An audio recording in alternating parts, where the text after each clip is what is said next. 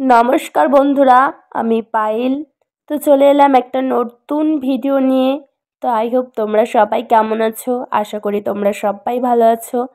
তো আমার গলাটা একটু শুনতে অসুবিধা হবে, যেহেতু আমার শরীরটা খুবই খারাপ। তো যাই হোক, পায়েলবি ব্লগ চ্যানেলে নতুন ভিডিওর সাথে তোমাদের জানাই অনেক অনেক অনেক শুভেচ্ছা।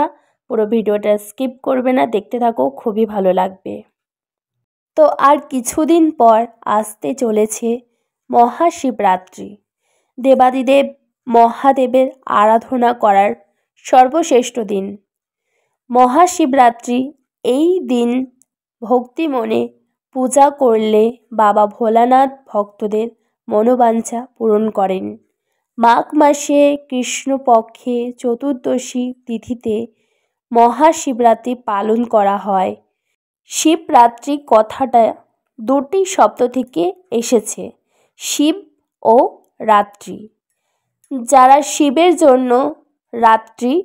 চলুন বন্ধুরা, আজকের ভিডিওতে আমরা জেনে নেব 2025 সালে শিবরাত্রি বা শিব চতুর্দশী ব্রত কবে পালিত হবে।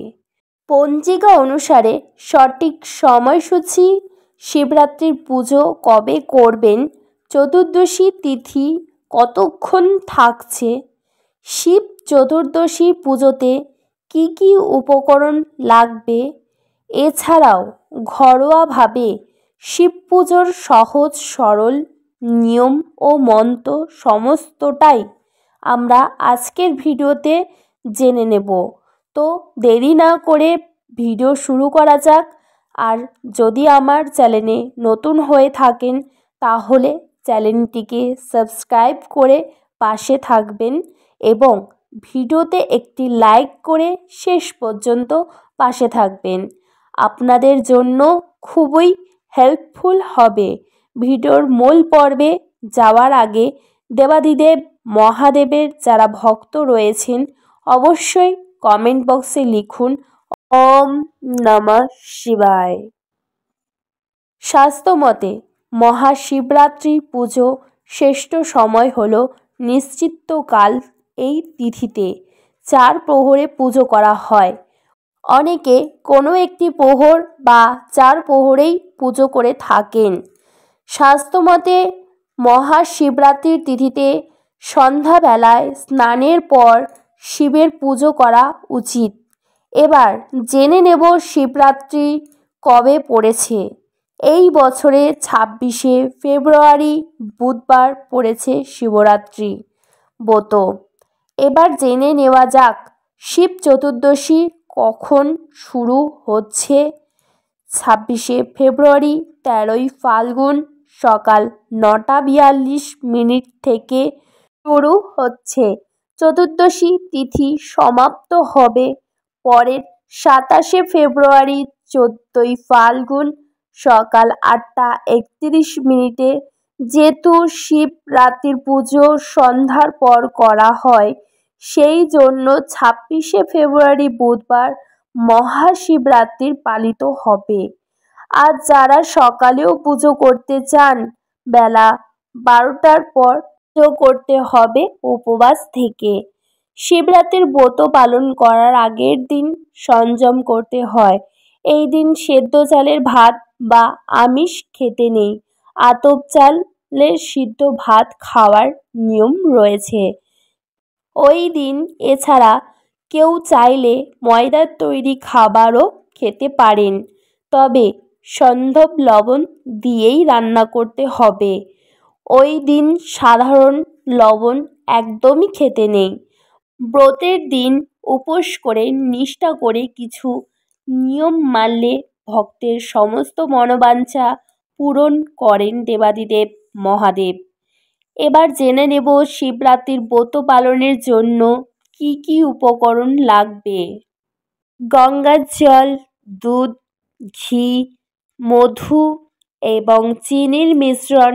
এছাড়াও আপনারা যদি বাবাকে ফল দিতে চান, সেই ফল আর সাদা মিষ্টি মানে সাদা সন্দেশ বা বাতাসা, ওই সমস্ত বাবার খুব পছন্দের, এইগুলি দিতে পারেন।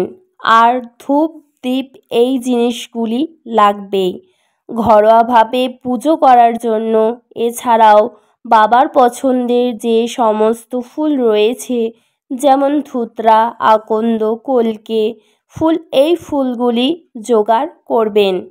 ফুলের মালা অর্পণ করতে পারেন শিব বাবাকে। সবচেয়ে গুরুত্বপূর্ণ জিনিস হলো বেলপাতা। একটি বেলপাতাতে সবচেয়ে বেশি তুষ্ট হন দেবাদিদেব মহাদেব। এবার জেনে নেওয়া যাক যারা বাড়িতে পুজো করবেন কিভাবে শিবলিঙ্গ অভিষেক করবেন। প্রথমেই আসি শিবলিঙ্গের অভিষেকের নিয়মে। ভস্ম দিয়ে বাবার অভিষেক করা খুবই ভালো, তবে যদি ভস্ম না থাকে তাহলে ঘি, মধু, সিদ্ধি দিয়ে বিশুদ্ধ গঙ্গাজল দিয়ে ও বাবার অভিষেক করা যায়। গঙ্গাজল দিয়ে অভিষেক করার সময় ওম নমঃ শিবায় এই মন্ত্রটি 3 বার উচ্চারণ করতে হবে। পঞ্চামৃত দিয়ে মহাদেবের অভিষেক করলে মহাদেব প্রসন্ন হন। জীবনে সুখ, শান্তি, সমৃদ্ধি আসে, ভক্তদের অসীম পুণ্য অর্জন হয়। এরপরে দুধ অথবা ডাবের জল দিয়েও অভিষেক করা যায়। আপনারা চাইলে দুধ, ডাবের জল দিয়েও বাবাকে অভিষেক করতে পারেন। অবশ্যই শিবলিঙ্গে অভিষেকের পর পরিষ্কার জল ঢেলে ধুয়ে নিতে হবে। এরপর একে একে ফুল, মালা ও বেলপাতা অর্পণ করতে হবে। মনে রাখবেন, বেলপাতার মসৃণ দিকটি বাবার মাথার ওপরের দিকে থাকতে হবে।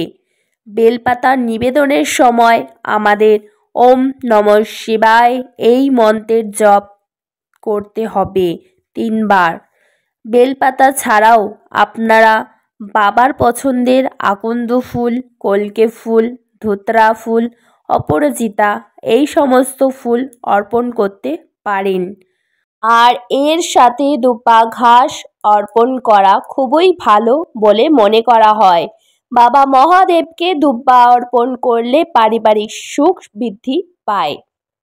তো বন্ধুরা, আমার এই ভিডিওটা তোমাদের কেমন লাগলো প্লিজ কমেন্ট করে জানাবে। ভিডিওটা ভালো লাগলে একটু করে লাইক, কমেন্ট আর শেয়ার করে দিও। আর যারা যারা নতুন বন্ধুরা আমার এই ভিডিওটা দেখছো প্লিজ চ্যানেলটিকে সাবস্ক্রাইব করে পাশে থেকো। ভিডিওটা এখানেই শেষ করলাম, আবার দেখা হচ্ছে নতুন কোনো ভিডিওর সাথে। সবাই ভালো থেকো, সুস্থ থেকো, পরিবারের খেয়াল রেখো, নিজেদেরও যত্ন নিও। চলো টাটা, বাই বাই, সকলে ভালো থেকো, গুড নাইট।